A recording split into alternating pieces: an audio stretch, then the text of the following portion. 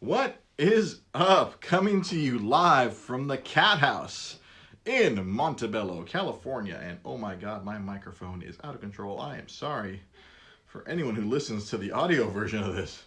Good lord, it's Dre's Geek Philosophy. Yeah, as usual, the post-baby discombobulation that happens here. Wow, it is still too hot. This can't, I'm looking at my levels here. The levels are still too hot. I mean, if you're watching this on Facebook Live, the levels are not too hot for you, but poor people who have to listen to this audio version. The first thing they're going to hear is, ah! But c'est la vie. That's how it goes sometimes in this wild west of the podcast business, when it's all DIY, when I'm not just the host, I'm also the producer, and I'm also the engineer, all at the same time. What's going on? It's Monday. It's March 9th. It's the day after daylight saving time. And the only thing, I don't know what we're saving. I complain about this every year. And you know what? And now as a parent, it is like, I don't know, it's exponentially worse. It's just, because, at least before, if you're just losing an hour of sleep, you just lose, an hour of sleep. But, waking up at midnight, waking up at 3 a.m., waking up at 5 a.m., waking up at 8 a.m. before having to go to work today, and you're just all already thrown off. It's just, it's magnified. All my fellow parents out there, good God. This is a rough gig sometimes, especially with this government-mandated extra hour of daylight BS. Pick one. Pick non-DST, or I complain about this every year. I'm sure I've complained about this before. There's 164 episodes. I'm sure there's at least 3 other episodes where I complained about this. But it is what it is. Yeah, so that also kind of works as your daddy update. Here's your... Let always kick off the show with the daddy update. Myself, my lovely wife, Rosa and our little boy Tiger, we had our first real outing this past Sunday. We actually went out of the house, not for a doctor's appointment and not for like anything. Oh, it's a specific thing. Like, went to go. I'm getting some new glasses. These are not the new glasses. These are 2 years old, and for those of you with eyes or eye problems, every couple of years you got to go get these babies upgraded or updated. So we went out to Glendale to go get myself a new set of Warby Parker. So there's gonna be some new glasses coming up here in a week or so. And so we went out there. Our originals are, we're just gonna go take care of the glasses, and we'll see where we go from there. And the glasses thing literally only took like 10 minutes tops. So that's why I like going there. It's like, all right, go in there. Give me the widest pair of glasses you have for this giant Megamind dome of mine. And I found some extra wide glasses, and they're pretty snazzy. That's the word I'm looking for, snazzy. And they are wife approved, because obviously she's the one who has to look at this mug. I only really see myself, that the hour or so a week where I'm doing the show, because I see the reflection of myself on the camera. But beyond that, I don't really take I'm not longingly looking at my face. I'm not the narcissist Lex Luger constantly flexing in front of a mirror. But I made sure the wife appreciated the glasses, and she's the one who has to look at this mug on a daily basis. Wife likes them, and they're coming. So we finished up. It was super fast. And it's like, we're hungry. Let's go get something to eat. Because normally it's like, let's run home and make something at home where we have the baby safe at home. And they're like, no. We went to the Americana at Brand, and we went in there because my wife's like, there's a couple of good places, because she used to work out there for LegalZoom. And so there's a couple of good places in there we can go grab something to eat, and we can just sit out there. I'm like, got the baby in the stroller. All right, let's do this. This is realistically the first time we, as a family, have eaten out since before the dude was born. And it's funny, like this morning we're talking about, like, when was the last time we actually like went out and ate to, like, I've gotten my fast food and whatever. I'm obviously back at work, but the last time my wife and I ate together and sat down, obviously this wasn't too fancy. We got some pie hole. Thank you. Yeah. So I was trying to think what savory pies. That's where I was struggling. I remembered pie hole, but I couldn't remember. We got a couple of savory pies from the pie hole and sat down in front of a Barnes & Noble and ate them, but that's still, in our book, that still counts as eating out, because we had the little dude in his stroller, relatively relaxed for the time being, at least at that time. And yeah, it was cool. It was an odd feeling to be out and about and pushing the stroller around, making sure our little guy's okay. We went into the Barnes and Noble, and that had, I was like, oh, take the elevator. And it's funny, like once you're out and about, like I don't think I ever noticed how many strollers are out there. Like I'm sure I saw them back, before I was a parent, but now like post-parent life, I just see strollers everywhere. It's like we're like looking around, we're like, look at all these strollers, look at all these kids. I'm like, everybody's fucking. There's all this copulating going on, and everyone's cranking out kids. Look at all these strollers, and we're having to maneuver our stroller through all that traffic. It was adorable yesterday. As we were leaving the Americana, it was like there was a little boy. I don't know, he must have been like 2 or 3 years old. He was pushing his own stroller out, and we were behind them. And I think a normal person would have been like, "You're just slowing us down." And my wife were like, "That's adorable. I hope our little guy has the moxie to push his own stroller." Once he's big enough and he's toddling around in a couple of years. It was it was cool. And then but yeah, after I think we reached the little dude's maximum point at about like an hour and a half or 2 hours. Oh, I should say it was about a little bit over 2 hours. He's like, "Yo," in baby speak, "It's time for the baby to eat. We need foods now." He starts, my wife knows all the cries. I haven't learned the tone of the cries. My wife knows the cries. It'll just be like, he'll cry a certain, I'll be holding him, he'll cry a certain way, and my wife will be like, "He has a wet diaper, go change it." I'm like, all right, go check it out, open up, look at that. Wife knows. She's with him all day. She knows his idiosyncratic routine. It's adorable. I still haven't quite caught on to it, but like, yeah, as we were like pushing him along, and he cried, and he let out his hungry cry, and wife's like, "Nope, he needs to eat. We need to go. All right, let's roll." Rolled on out of the Americana, got back to the car, and moseyed up on our day and got our butts back home to resume our normal, our sheltered little life where we protect our fragile little 2 month today, officially 2 months old, little Tiger Limon, our little Tiger Ray. There's a breeze. Huh? There's a breeze. Oh no, the breeze. Yeah, that was me on that was me like Saturday morning. Like I opened the door, like, maybe we should go outside. There's a cool breeze. Shut the door. No, he'll get sick. Yeah, the fear. Like, oh, we don't want the little guy to catch a cold. I don't know what I'd do when he gets his first little cold. Oh my God, I don't know. Jai Polidor here on Facebook says, "Worry not, good sir. You will learn his cries too. I'm sure." And then G-Son, Mike Kirksey says, "Nah," is the hungry cry. Nah. Yeah. But yeah, so we were afraid of him getting sick, and of course, if you unless you've been living under a rock for the last 2 or 3 weeks, everyone's afraid now of illness. Everyone fears the coronavirus, and I bring it up today. I don't know. I think I've passively only brought it up in the past few weeks. I bring it up today because shit's affecting nerd life now. I mean, this past weekend should have been the Emerald City Comic Con, and I had friends who were going to go up there, but nope, they canceled that convention because currently the fair state of Washington is like slowly undergoing a state of emergency as the coronavirus is literally, it has outbroken up there. It's pretty crazy. They canceled Emerald City Comic Con, down. South by Southwest out in Austin, Texas. I guess there's enough of a fear of it out there. Boom, that 2 week, movie and music and art festival, boom, Bonzo Gonzo, that's been canceled. Now, like everything else, now it's like, do we want to gather a bunch of humans in one area? And shit is getting canceled. It's really affecting nerds.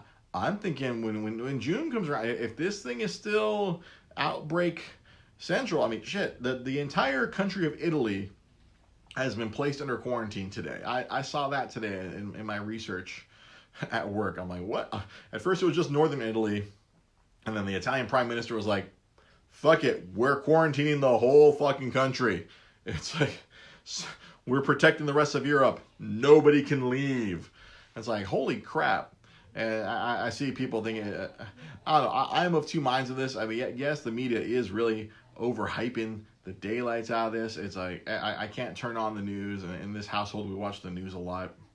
And they're just like, coronavirus. Like, wow, the media is really pushing this down our throats. And out there, people are lining up at Costco. And I don't know how toilet paper is going to protect you for the coronavirus. Or I don't know if people think the coronavirus makes you shit yourself.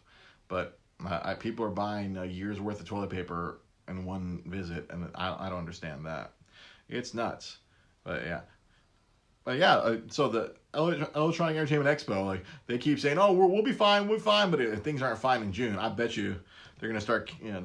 I'm sure the convention center does not want to turn away all this business, but who wants to turn away all this death? Because hey, this stuff is, it's not lethal to kids apparently. It's not lethal to healthy adults, but if you got some respiratory problems or if you're an older person, this could kill you.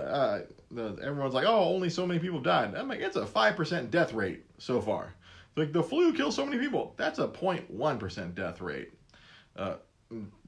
This is something to be concerned. I don't think everyone should be panicking as much as they are, but this is certainly a concern, especially since you can pass it along and you don't even know it. I think that's the scariest part. You could not be sick, have it inside you, and share it. That's why all this stuff's getting canceled. Like, it was yesterday and today. Yesterday I saw that the NBA and Major League Baseball announced that, hey, we might have some games played and there won't be fans. They're just going to not let people, like, sorry, all those of you who bought tickets, all 15,000 of you wanted to come down to Staples Center to watch Lakers play. Nope, stay home. The Lakers and whoever they're playing against, they're just going to play in an empty arena. When the baseball season starts, it'll be the Dodgers versus Giants, and literally only 18 people are on the field, and that's it.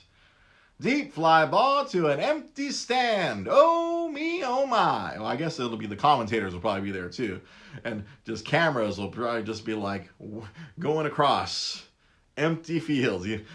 Normally you see all the obnoxious people behind home plate. It'll just be a bunch of empty seats. It'll be like a Florida Marlins game, but for every baseball team.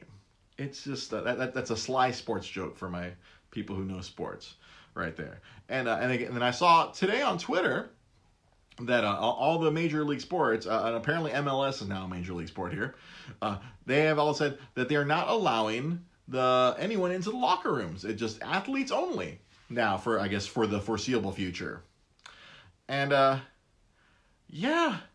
it's like no non-personnel. So I guess no press, no visitors are allowed in the locker rooms across NBA, MLB, NHL, and NBA. Did I say NBA twice? I don't know. It was basketball, baseball, hockey, and soccer. I guess football is not weighing on this because football's like, if this is still a problem in September, then we'll talk about it. NFL doesn't care at this point. But everyone else is clearly concerned. And this is just like, see, all right. Fear has everyone acting like an idiot regarding everything except soap. Yeah, it's like, why do you need so much hand sanitizer when the solution is soap? You just, I keep seeing it's like, you just got to wash your hands. If you wash your hands and you don't stick your fingers in your eye or in your mouth, like, oh, hold on, let me hold all these doorknobs and then shove my fingers in my mouth. See, that's a stupid maneuver. Wiping, like, what are you going to wipe? Why do you need 100 rolls of toilet paper? Like, we go through a lot of toilet paper in this house, but we don't go through 100 rolls. I mean, I need to go out to Target. When I walk into the Target and the shelves of toilet paper are empty, I'm like, I got to restock my house with toilet paper, and this is ridiculous. People are nuts. One of my friends, she posted a picture of Costco the other day. I think it was Thursday morning or Friday morning. There was a giant line that wrapped around the Costco before they were ready to open because everyone was like, I gotta get my hand sanitizer and toilet paper. And I guess the local Asian community was buying up all the rice and all the oil, so there was no oil or rice or bottled water. I guess it's all gone. People are just like hoarding all these things. I guess it's out of fear, like, oh, when there's a quarantine. I guess if suddenly there's a quarantine in Southern California, I guess everyone's biggest concern is what they're going to wipe their ass with. I don't know. We'll see if it comes to that. if it becomes The Walking Dead, like my boss continually says that the Wuhan province right now is The Walking Dead. It's like everyone has to stay home, you can't go outside, and it's madness. It's madness for everyone. But yeah, it's really affecting a whole lot of nerd shit. Yes, and my wife chimed in right there on Facebook Live. Our giant bottle of antibacterial helps me sleep at sound. Yeah, because we have a baby, and we had like when he was born, we had a tiny little bottle of antibacterial because after I change his diaper, there's poo particles everywhere. As my wife says, there's pee somewhere at all times in this house. Somewhere in this house there is pee. Or there's breast milk around. There's somewhere in this house. So we have a little bit of hand sanitizer, and then we had asked her mom, my mother-in-law, can you go get us some more? We were running out of our little tiny bottle. Can you go get us some more hand sanitizer? We need it for our changing table because our baby backpack has a little tiny bottle, the little 8 ounces, and we're like, just bring us in one of those little those little things of Purell or whatever. And this was like 3-4 weeks ago, just around when this thing was all starting. And then old Mama Cat calls us back. It's like, they don't have anything other than the giant bottles. And I'm like, I guess we're getting a giant bottle. So we had this giant bottle of Target, Target brand hand sanitizer back when they still had hand sanitizer. I'm like, this is going to take us a year to use. And like my wife just commented on Facebook, yeah, we can sleep soundly because we have enough hand sanitizer to protect us from the coronavirus for a good year with our giant bottle. Ridiculous. It's insane what's going on right now. I don't know. And of course, I always bring it up here when it starts to affect our nerd world. But production of nerd products is slowing down. Thankfully, video game software is already pre-made here. It's either made here in America by Technicolor, or Nintendo Switch cartridges are manufactured and made up in North Bend, Seattle. Oh wait, no! There's gonna be a run on Switch cartridges because the coronavirus is taking out Seattle. Oh no! But like other nerd stuff, because all these game consoles are made in China, and if China is having all kinds of problems, that's where I know this thing is a problem when entire countries are just shut down. When everything is totally shut down, you can get there. Yeah, no time. Thank you, Jai Pollard. Thank you for reminding me. I forgot about that because we had just saw his comedic turn on Saturday Night Live. Daniel Craig was on SNL this past Saturday. He was there to promote No Time to Die, but then because the movie industry apparently is going to take a $5 billion loss because people can't go gather in movie theaters internationally right now. Like China is a big piece of the movie industry right now because that's what people try to shove. Oh, Ryan Tanaka giving us all right everybody on the down low. Office Depot has all the stuff: cases of water, wipes, hand sanitizer. I'm sure that the joke or the gig on that is that I'm sure it's twice the price as everywhere else, much like everything at Office Depot. But twice the price at Office Depot might still be cheaper than what people are trying to sell it on eBay or Amazon.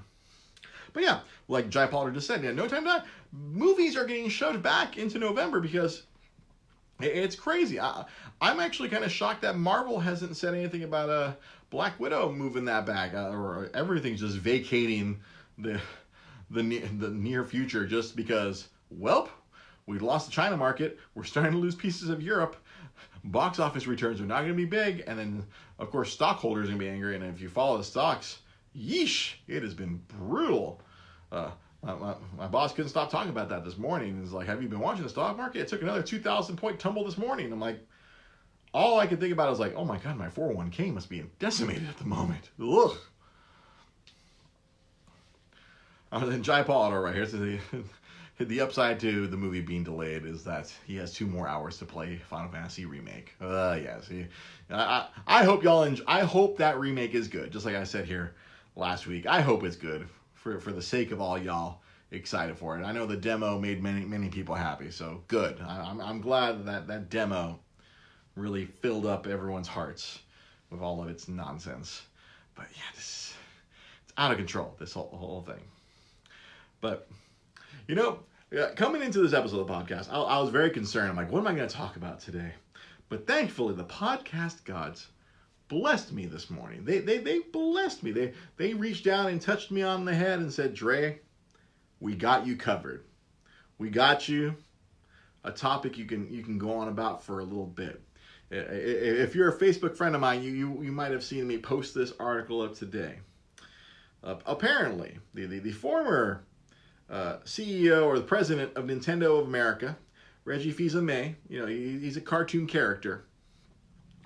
The man who he along with Miyamoto and Mr. Iwata, Mr. Miyamoto is the man who created Legend of Zelda, Super Mario Brothers, all that fun stuff that we all love, and along with Mr. Satoru Iwata, rest in peace. The three of them helped turn around the fortunes of Nintendo back in the early 2000s. But Mr. Fils-Aime, he was made famous one infamous E3 where he came out and said Nintendo's here to kick ass and take names, and it really shocked everybody. It's like, whoa, Nintendo hired someone who's very charismatic and crazy. So this crazy man, he had around this time last year, he had retired from his position as president of Nintendo of America. And he had been kind of doing the Obama thing where he just kind of was going around doing speaking tours and educating people on how to be a good CEO and a good president. It was announced today that he is coming out of his retirement, but he's going to go join the board of directors for GameStop. GameStop, the dumpster fire of the current video game landscape, that is scrambling to stay alive at the moment. It's they apparently fired a whole lot of district managers last week, and a lot of regular district managers got promoted to regional manager because, guess what?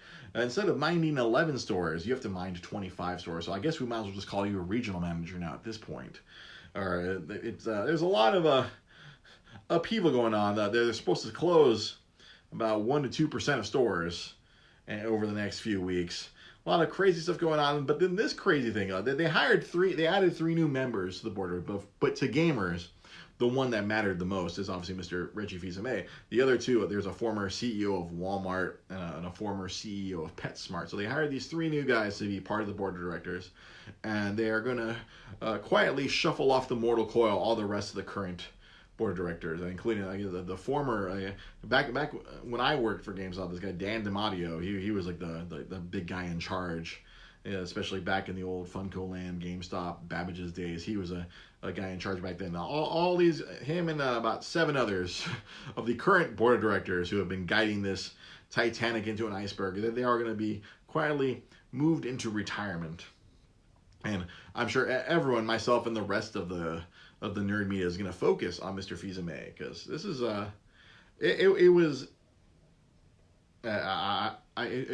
I shook my head. I'm like, why are you doing this to yourself, Reggie? He helped to get the Wii off the ground. They survived the disastrous Wii U. They're current. He got out on top while the Switch is kicking everyone's butts in sales. And he has decided apparently he needed a new challenge in life. Maybe he needed a new mountain to climb. And resurrecting the GameStop from its current state of disarray, I guess is going to be his next venture. Or he's not going to be the only one responsible for it, but he's going to definitely be the focus. Everyone's going to have their magnifying glasses on him to see if he can turn the fortunes around for GameStop. It just blows my mind. I immediately, as soon as one of my coworkers told me it happened, I did a bunch of research this morning, and then as soon as my bosses were free from whatever they were doing, I told them, and it was funny. Like, my bosses, I work in video game distribution. My bosses have been doing this for over 20 years. They've seen everything.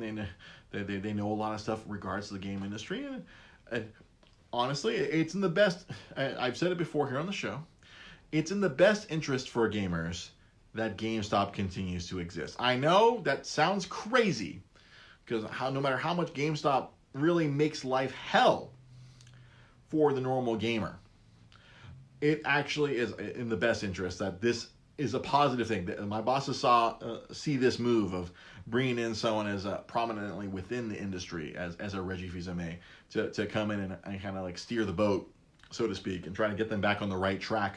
Hopefully, it's a good thing overall for gaming, because no matter how shitty GameStop is, GameStop represents over half of gaming retail right now. If GameStop were to go under, let's say in the next 6 months, if it were to go under, you're talking about half of video game sales disappearing.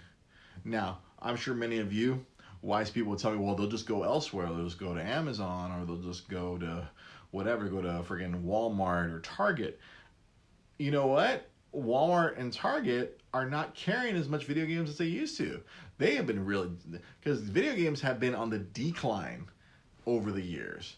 A lot of these companies, there's a lot of stuff that's going digital only. A lot of these publishers only want to do games digitally because it makes them a lot more money, instead of having to commit money to create physical stock and have to go out and convince a lot of these retailers to carry said stock and take on that risk. A lot of these publishers are finding, make a digital version. They only have to pay for production. They only have to pay for the production of the game. They don't have to pay for physical production. Hey, we sell 100,000 copies at $40. That's a lot better than selling 5,000 copies at $60. Let me see here. Oh boy, Jai Polidor has made a comment, and I have to sit here and process this, because sometimes I have to parse through what he says here. Jai Polidor says right here on Facebook Live, for those of you who are not watching, telling gamers that about GameStop is like telling a grown man that stripper poles spin. Their cognitive dissonance is incapable of processing information. Yes, I know, because GameStop has proven time after time, and I still have to do my little series of separate videos where I spill some tea on GameStop. I know I'm gonna get to it. I've been working on those retro game minutes. I literally I want to write down these GameStop stories at first and kind of make a little narrative or a script, so to speak, before I start doing these. So I don't want to have my lapses in memory get in the way before I tell a good GameStop story. But yeah, no matter how much terrible things that GameStop has done to gamers, where they literally pay you $0.25 for a game and turn around and try to sell it for $10. They tell you, oh no, you can't bring those games here. Oh no, we want you to sell us your phones. Oh no, we can't sell you that game new, but we can sell it to you used. Yeah, I don't know. And sell you a system with enough space to hold 10 games. Yeah, it's just no matter how much bad they do, there's still a giant market share that they possess, and that's a phrase a lot of gamers probably won't understand. What do you mean market? They still have 4,000 stores. When a game comes out, they send 2 copies every store. That's freaking 8,000 copies of a game going to one place. If GameStop goes away, a lot of these smaller titles you love will just end up being digital only, and a lot of bigger games will end up going. They might just go to digital route. My boss swears up and down that if GameStop goes down, physical games go down. It all just goes away. We go to a Netflix model. It's just, all of a sudden games become like Netflix, and that's not going to work in our current ecosystem. It's not. It would. I believe it would signal a dark time for gaming. I think it would prohibitively good for my company, because we have a lot of old games. Because old game systems still work. I can't tell you how many N64s we've sold, because you don't have to connect your N64 to the internet. You don't have to update an old N64. You don't have to update an SNES. You don't have to do a firmware update on a Sega Genesis. All this old stuff still works, and we've been doing real well selling a lot of this older stuff, because you know what? It has a lot less issues. You don't have to jump through a bunch of hoops and pray that you can still have access to a game. As long as you physically have that copy of a game in a physical way, you can still keep playing it. But as modern gaming continues to move into the future, the way we have played games for a long time is changing against our will or against our wishes, and it's scary. But believe me, there's a big part of me that would be happy to see GameStop burn in flames. Believe me, 3 tours of duty, especially that last one. that where I worked there for 3 months after they told me, oh no, we're changed. We're a brand new GameStop. Don't worry. We're not the evil GameStop you used to work for.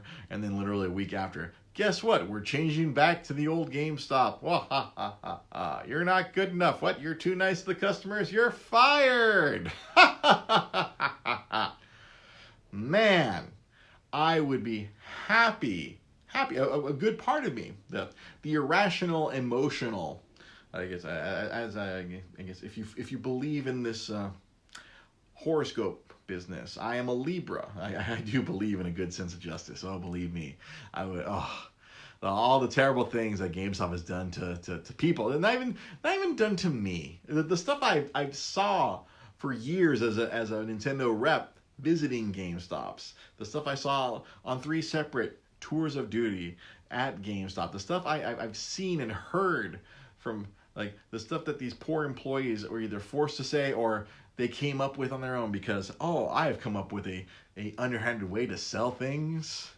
Them going away would make a good part of me very happy. But the logical part of me, that now that I've learned a lot about the intricacies of the distribution side of the business, them going away, not a healthy sign. That would be a very unhealthy sign of the gaming industry.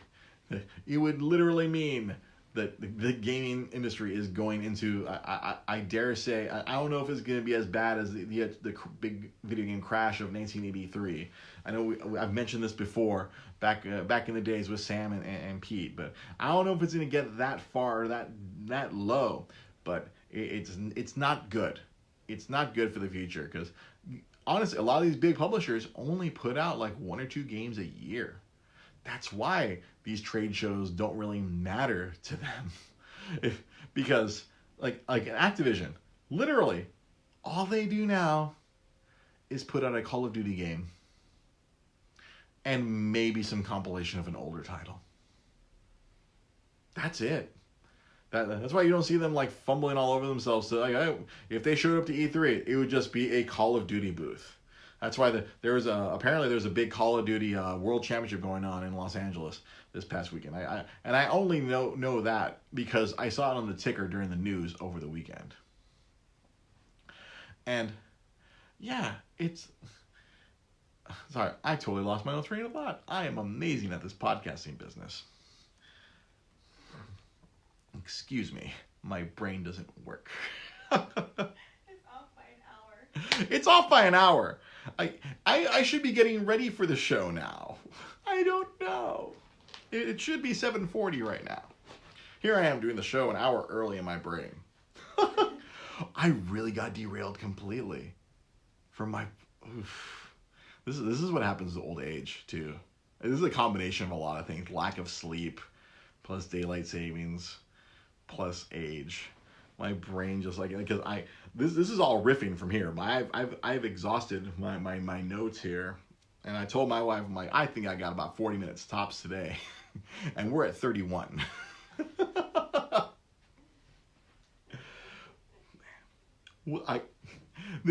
I really did lose my train of thought. Did you really lose I have unraveled. Like, my brain does, like, during that... Moving over. I'm moving over. Move over. Oh, thank you, yes. People to see my boob. Yeah, no, okay, no. Jai has helped me put back on track. I was talking about how big corporations don't put out that many games anymore. Yeah, EA puts out the Star Wars game and the Battlefield game. Sometimes the same game. Yeah, all these big companies don't put out big things anymore. Oh, well, EA puts out a Madden, they put out a FIFA, but it's just they recycle the same thing. Hey, look who's returned. Hi. For the first time since our baby was born, holding our son off camera. It's my lovely wife, Rosa. She has come to save me and my brain from its malfunction. How are you doing, wife? Hi. Why don't you tell us about how have you been? You haven't been here in 8 weeks. He was born 2 months ago today. Yeah, 2 months. It's been a hot minute. It's been a hot minute since you've been on. Yeah, and I was like, oh, you poor thing. You're just like, boom. Yeah, my brain is gone. It's like my brain remembered that Call of Duty thing, and then now I'm like, oh my god, what was my previous point? I don't know what it was. I think that's the true sign of like the time change and like waking up 3 times a night. Yeah, waking up multiple times a night, and then putting in 8 hours at work. 8 hours, yeah. Mm. Oh, and then making me dinner. And I made dinner for the wifey just before I jumped on the, like, I gotta make, because she's here all day with our little dude. Yeah. She's been the real MVP of this whole parenthood thing. Teamwork. It's teamwork. Makes the dream work. It's teamwork. Yeah. Sometimes like she hands the ball off to me, and sometimes I hand the ball back to her. The ball is our son. I hope nobody can see the ball. No, nobody can see No, the ball. no one can see the ball right now. No, right? The point of view right here, All no, right. you're good. This All isn't right. like Instagram where you take a photo and all of a sudden it shows more than you intended. I know, I hate that. It really pisses me off because I was like, oh, my feet were in that photo. Now I gotta delete that post and hope nobody I saw have it. to crop that photo. My something that's In the background. Oh, there's a USB cable that's sticking around the side of that piece of art I just drew. Gosh darn it. Oh my gosh. Well, sorry if I threw you more off the rails. No, you did not throw me off the rails. No, you did not. Like, Jai had just saved me right when you joined me. But no, having you join us on the podcast, this is a welcome sight. I was wondering when you'd have the will or fortitude to jump back behind the camera. 2 months. Took 2 months. Took 2 months. Took 2 months because Yeah. because if both of us are on camera, who's holding the baby? She's holding the baby right now, people. She's holding him. She's afraid because right now don't want to get us banned from Facebook, but she's feeding the kid right now. Mm-hmm. Ah! Multitasking. She's multitasking. Yeah. She's saving her husband and also feeding our son. Look, multi-talented. How have you been fun? How have you been feeling, wife? Tell us, how has motherhood been treating you these last 8 weeks? Oh my gosh. Now that we're gonna go You into know, WTF interview mode here. Our the podcast that you did where you like ugly cried so hard. Yes, you can go back and watch that one. I ugly cried, telling the story of his birth. Yeah, I mean that one. I was in pain and. You know, all the bodily things that are happening. Now, she was in pain because she had a C-section. Only moms know. And especially if you had a C-section, you know, and it was 3 days of labor, that kind of thing, you know, then it is harder than hell to get back to feeling like a normal person. So I felt like, wow, maybe it was like Mercury retrograde or like the new worm moon or whatever the hell is going on. But I felt like all of a sudden like a breath of fresh air was just like injected, and I was like, whoa, okay, I feel like a normal person all of a sudden. Maybe it was the fact that we went to, you know, hang out at the Americana. Yeah, like we were tried around a bunch of people. Yeah. We felt we for a brief little while we felt normal again. Yeah, but before that, I mean, it's all been. I mean, you've seen the uphill battle that it's been. So. It's not easy. It's not, especially after like you like if you saw the birth story, it was not an easy birth. It was a rough birth. You're the toughest person I know. You survived. You're here. He's here. It's been rough, and I've been trying to be a super supportive husband. Yeah, well, as much as I can. I couldn't have got through it without you. I mean, you know, you're my MVP.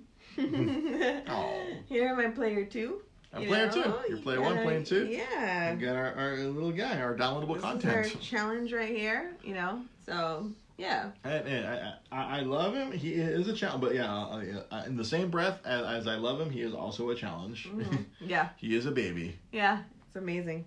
It's amazing trying to figure out all his little codes. Yeah. His little beeps and bloops. And yeah, like I said, the hardest game I've ever played. Why is my son crying? And how do I stop it? Yeah, but I've gotten used to all the cries and, you know, all the feeding things. And I actually love to let moms know, or let anybody who has questions know, like new moms, you know, what if they have questions, whatever you want to know, I'm here. Yeah, because, you know, I like to do the research. I love doing the research, actually. You've done so much research. I've said that many times on the show, that you have done It's a world of research. And we were talking about that last night, where it's like, I feel like a lot of moms either don't know how or don't know where to look, or they're just relying on just a couple of people. Like they might only rely on their own mom, right? Or they might just rely on one friend that they have, right? Where it's like this whole motherhood thing is such like, you need to reach out to other moms. You need to, you have to get as much experience as possible, because you're not going to have the same experience, but you can take pieces from all these other moms. Like we visited a friend of mine yesterday, and it was like, I swear, like in those 5 minutes, I really feel like you like helped kind of like explain a few things like so quickly to her, and she was just like, oh. Yeah. There's little tips and tricks, and I think because it takes a village, it really does take a village. Like, I couldn't have got through this without the people who come and help, all the family that comes and helps. But ultimately, alone time makes me just research everything as much as I possibly can. So, because I don't have the village. It's like as if all of a sudden the whole village is gone. And I'm just like, oh, what do I do all alone? Because your parents come by and help a lot. Yeah, because they come by and help, and I love that. But then when they're not here, I have nobody. So, until you get back from work. Until I get done slinging video games around. So what am I supposed to do all day long? I take care of him and research. Just do a ton of research and just do everything that I can. So I'm filling my brain with all this, knowledge and we went to go visit. To share. We went to go visit your boss, because your boss also just had. You guys had like almost concurrent pregnancies. Yeah. And like that hour or so that we spent with them, like telling them, like you were giving the mom or your boss advice, and I was talking to her man and giving him all like the daddy advice I could give him. Yeah. Like, oh, here's what's gonna happen. And it's crazy because sometimes when you talk to other parents, it's like, oh, when we were pregnant, it seemed overwhelming. Right. And then all of a sudden you're like, oh, it's just more of a beautiful wealth of knowledge that thank God they told us this and that and whatever. Like we always joke about, I continually joke about the advice we got from my buddy Mac McLean. It's like, oh, they're invincible. You can drop them. Don't worry about it. Just only worry about fevers. Don't worry, you can drop them. If he has a fever, then you have a problem. Just go ahead. They can fall. They're made of rubber. I always like jokingly think about that, but I'm like, no, I'm not gonna let them touch the ground. It's like, no. I keep wanting to make that tweet. I'm like, number of times I have dropped my son, 0. Number of times I have dropped my phone, 852. Yeah. Like, I want to start my Twitter up again, just so I can write all the little tweets that I have in my brain, like all at the like random times where I'm like, cookie plus baby equals lunch or something. Like it's just like some random stuff. Or what's the opposite of nocturnal? I asked her last night and she said it's ring a doorbell turnal, and I just was like, yep, that's why I married her. I laughed for a good 5 minutes straight, and I just couldn't believe that I never would have landed that joke. I couldn't have landed that joke plain. I wouldn't have thought about that. But no, what's the opposite of nocturnal? Ring the doorbell turnal. Just land that plane. I laughed so hard. My brain just goes in different places. And I swear sometimes it just does feel like, oh, I got 5, 10, 15 more minutes of sleep. My brain works a little bit better now. Yeah, obviously, yes, the number one challenge, especially we try to give the all the soon-to-be parents who like sleep. Yeah, is a challenge. Just like everybody told us, sleep. Yeah, and then when he's sleeping, you sleep also. Yeah. But that's hard, because a lot of times when he's sleeping, it's like, I gotta wash the dishes, I gotta clean this, I gotta do the laundry, I gotta go take a shit. And then you gotta realize, like, what matters more, sanity or a dirty house? Like, that dirty house can go and we need another 20, 30 minutes sleep. Yeah, for sure. Like the dishes can't wait till tomorrow. There's nobody who's gonna come over and we have to impress. Like, no. No. Yeah, and when people are like you say, some people, they get advice from very, very, very old school thinkers. Yeah. Old school thinkers, and they got through it. They got through it, and they have they had their kids, and so if it worked, then it worked, right? But it doesn't mean it's going to work for us. Yeah, no. It's, like I said, letting him cry throughout the whole entire day just so they can sleep at night is not going to happen. No, that's traumatizing. I feel like that's like traumatic. Yeah, it just seems mean and evil. Just let him cry.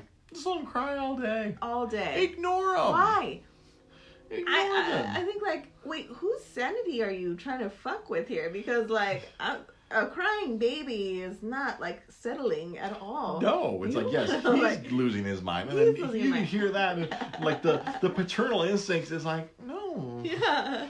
It's like, I don't know, just easier for a person to disassociate from it. Like, oh, just let him cry. Yeah. It's all right.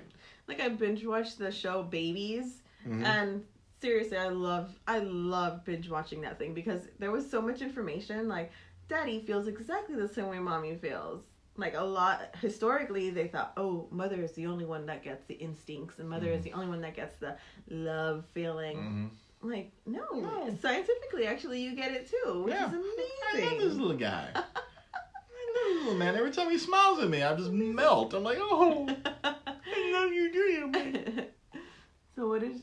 So, it took your mom. Apparently, it took your mom a second to get the joke. The nocturnal, freaking doorbell turnal. The opposite. The turtle. Yeah. It's that's how we roll here in the cat house. Yeah. It all goes as we go old. I know. I'm feeling it. I'm at the 40-mile marker, and I'm definitely feeling it. Yeah. It's like my coworker. I share an office with a young man who's like 22, and I swear it's just like a lot of times I'm like I have to like use him as a touchstone. I'm like, what's cool right now? I like that. What's cool right now? It's like I need to know what the lingo is. I can't just always just go to Urban Dictionary. No. But then he's not necessarily a super social person himself, but he knows things. It's a funny thing to be like you in this day and age. We have our internet, and we are super social with there could be thousands of people, right? Mm-hmm. Yet we could be home alone, and it could feel totally different. Like, oh, you have all these viewers, or you have all these Instagram followers, or Twitter, whatever. You have all these people, you still feel very isolated and alone. Yeah. Well, I think a lot of people don't get that. Yeah. But for moms, we do have a lot. There's Facebook groups for everything, which is wonderful. Yeah, you keep telling me stories about all these Facebook group that you were in. The babies that are born in December and January. Yeah, which is kind of like going back to having a village. Surprisingly, Facebook groups are very much my village. Yeah. It's funny, as much as like I always hear from young people, oh, Facebook, that's for old people. I'm like, I'm an old person. I guess so. Yeah. I guess so. It reads. That's why this show's on here. It's for all my fellow old people. Yeah.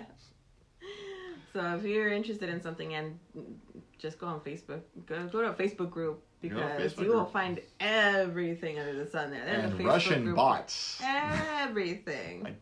I couldn't help but be subversively dumb there. For sure, yeah. Oh my gosh! Oh, look at that! It's 8:55. Yes. All right. I think it's time to wrap this. Put a bow on it. Put a bird on it. Put a what? If you're in Portland. Put a bird on it? Never mind.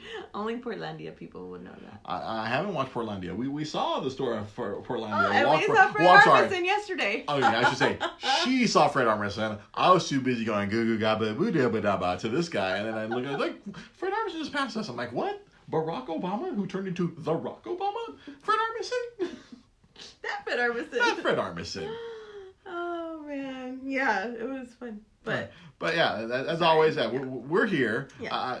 I'm not sure if the wife will join next week, but we'll see how you feel next week. We'll you came in here to save my brain. That's why suddenly, like, wait, his wife's back. Yes, and baby right here, just off camera. We're here every Monday night. At least I'm here every Monday night. Yes. We're 8 p.m. Pacific time doing this. 8 p.m. ish. 8 p.m.-ish. I don't think I've been on at 8 p.m. since I can't recall the last time. Maybe before he was born was the last time I was on at 8 p.m. exactly. Yeah. But we're here every night, and you can also catch my new show, Dre's Retro Game Minute.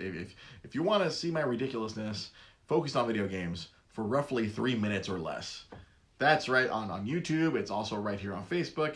A lot of people are watching it. We're getting a lot of new. I feel like we're getting a lot of new followers because of that new show. Because we were taking a real dip in number of people who were following the show or liking the show, and all of a sudden, boom, people like short videos. Yeah. That's why I was like, hey, I'm gonna start reducing the length of the show from like an hour to like 40 minutes, 45. Yeah. Don't need to do long form hours anymore. Just because I like listening to our podcast. Maybe people don't want to hear me ramble on for an hour. It always depends. Yeah, the Dre's Retro Game Minute, that's on. It's on all of our platforms, on Instagram, on Facebook, on Twitter. That's at DreGP Podcast. And then all this stuff is also on YouTube. If you just search for Dre's Geek Philosophy Podcast on YouTube, you'll see all those videos and some other fun stuff that I've been putting up, either work-related or non-work-related on the YouTube page. I've been really putting in a lot of work on that. We've grown from 3 subscribers to 22 now. So like I feel I've made progress from like 3 years of only having 2 subscribers to like focusing on it. Like, all right, we're increased by freaking 700%.